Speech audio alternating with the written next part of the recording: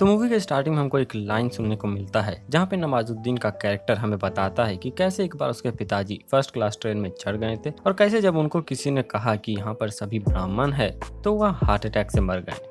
और पूरी फिल्म देखने के बाद आई फील कि फिल्म की टू मेन फोकस में से एक फोकस यहाँ पर भी है। सीरियस मैन एक बेस्ट एग्जाम्पल है कि परफेक्ट मूवी आखिर कैसी होनी चाहिए। इसमें एक्शन नहीं है, रोमांस नहीं है, बस है तो बेहतरीन सटायर, कैमरा वर्क, डायरेक्शन और स्टोरी लाइन जिसको आप इग्नोर नहीं कर पाओगे। मूवी ऑब्वियसली दो चीजों पर बहुत ज्यादा फोकस करती है, पहली कास्ट डिफरेंस और दूसरी मेरिट वर्सेस क्लास की। यह बात समझो कि मूवी का मेन फोकस कभी भी आदि नहीं था। हमें हर वक्त अयान की ब्रिलियंस और उसके स्ट्रगल को ही दिखाया गया है, बट उसको इस नॉलेज के हिसाब से कभी भी इक्वालिटी नहीं मिली है। यह बात हमें उसके 3 जनरेशन वाले डायलॉग से पता चलता है। और इससे पहले कि स्टोरी की एक्सप्लेनेशन स्टार्ट करें, मैं बता दूं कि फिल्म किसी ओरिजिनल कंसेप्ट पर बेस्ड नहीं है, बल्कि मनु जोसेफ की सेम नेम बुक पर बेस्ड है। और ऑल द कंसेप्ट बुक से ही ली गई है। एक जो चीज की तारीफ हमें करनी ही पड़ेगी, इसकी सुदीप मिश्रा की ऑनेस्टी की। No doubt movie original book के कंसेप्ट को जज करती है। तो मूवी की मेन प्लॉट रिवॉल्व करती है अराउंड अयान की, जो कि एक तमिल दलित माइग्रेंट है जो कि अपने वाइफ ओझा के साथ मुंबई के एक चावल में रहता है।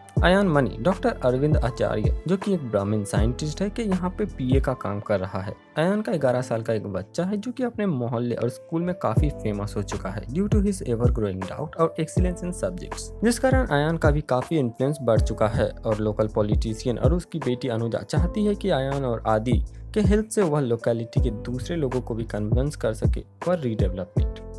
हालांकि फिल्म बिल्कुल भी देर नहीं करती हमें यह बताने में कि यह सब अयान का एक स्कैम बर्ड है। आदि कोई चाइल्ड प्रोडिजी नहीं है और कोई दूसरे बच्चों की तरह ही नॉर्मल स्लो लर्नर ही है। अयान यहाँ पर आदि के सुनने के मशीन में ब्लूटूथ लगाकर खुद सब चीजों के लिए उसको प्रिपेयर कर रहा होता है। अयान और आदि इन सभी चीजों को सीक्रेट रखता है और इवन अयान अपनी वाइफ ओझा को भी इस बारे में कुछ नहीं बताता है। अयान यहाँ पर अपने बॉस आचार्य को अपने जॉब से निकलवा देता है जो कि अल्टीमेटली उसको ही इफेक्ट करता है। मीनवाइल आदि जो कि स्टार्टिंग में यह सब चीज एंजॉय कर रहा होता है, अब इस फेक पर्सोना को कैरी नहीं कर पा रहा होता है और मेंटली अफेक्टेड हो जाता है। तो आखिर इनमें होता क्या है, चलिए इसको भी थोड़ा डिटेल्स में समझते हैं। तो क्लाइमेक्स में हम देखते हैं कि डॉक्टर अरविंद को सब बातों का पता चल चुका है जो कि इन रिटर्न यह सारी बातें उस लोकल पॉलिटिशियन को बता दे। बट क्योंकि उसका रीडेवलपमेंट का प्रोग्राम आदि के ऊपर ही डिपेंडेंट है, वह अयान को फोर्स करता है कि यह बात किसी को पता नहीं चलना चाहिए और जैसा चल रहा है वैसा ही चलना चाहिए। ऑल्दो डॉक्टर आचार्य को एक ब्रिलियंट कंक्लूजन सीन में अयान के बारे में पता चलता है,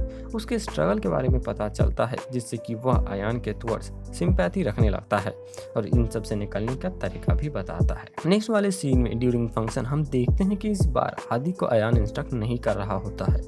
अयान कहता है कि वह जो भी कहना चाहता है वह कह सकता है और वह यही करता भी है। बट क्योंकि इस वक्त तक सभी उसके झूठ को सच मान चुके हैं, यह इसको आदि का हम्बलनेस समझते हैं और हमें अयान गीली आंखों में हंसते हुए दिखाई देता है। इसके बाद वाले सीन में हमको पता चलता है कि अयान, आदि और ओझा सभी मोस्ट प्रोबेबली अपने घर को छोड़ के केरला लौट चुके हैं। आदि यहाँ पर एक लोकल स्कूल से स्कूलिंग कर रहा है और ओझा यहाँ पर किसी तरह की दुकान चलाकर लिविंग कर रही है। अयान यहाँ पर हमको बीच पर दिखाई देता है विदाउट मस्टेज। ओझा अयान को कन्विंस करने की कोशिश करती है कि वह भी दुकान संभाले और आदि को पढ़ने के लिए मोटिवेट भी करे, जिसके रिटर्न में अयान कहता है कि वह उन जैसे प्रिमिटिव माइंड से डील नहीं कर सकता। यह वही सेम लाइन है जो डॉक्टर आचार्य बोला करते थे और जो अयान ने आदि को बोलने के लिए कहा था जब भी किसी सवाल का जवाब उसको नहीं आता होगा। यहाँ पर अयान हमें बीच पर टहलते हुए दिखाया जाता है, जहाँ पर आदि आकर उसका हाथ पकड़ लेता है और पूछता है कि अनुजा ने जो पैसे दिया था उनका अयान क्या करने वाला है, और इसी के साथ फिल्म हो जाती है खत्म। तो इन द एंड इन सारी चीजों से हम क्या कंक्लूड कर सकते हैं? दो चीजें। मोस्ट प्रोबेबली अयान ऑल्दो यह सारी चीजें करने के बाद भी अनसक्सेसफुल रहा आदि के लिए एक बेटर लाइफ क्रिएट करने में, वह फिर से ऐसा कुछ करने की सोच रहा है जिससे कि वह फिर से अपने सोशल स्टेटस से ऊपर जा सके। और एंडिंग में अयान के द्वारा दिए गए पैसों और प्रिमिटिव माइंड वाले डायलॉग से यह बात बहुत ज्यादा पॉसिबल भी लगती है। इसका मतलब यह है कि शायद हमको सीरियस मैन का सीक्वल भी दिखने को मिल सकता है। प्लस लास्ट सीन में हमको फिर से वही रात है काली छाता वाला स्कोर सुनाई देता है जो कि मूवी की स्टार्टिंग में भी हमको सुनाया गया था, जो कि अगेन इस तरफ पॉइंट कर रहा है कि अयान फिर से कोई स्कैम प्लान कर रहा है। तो यह था मेरा एक छोटा सा रिव्यू एक्सप्लेनेशन वीडियो यह मूवी सीरियस मैन की।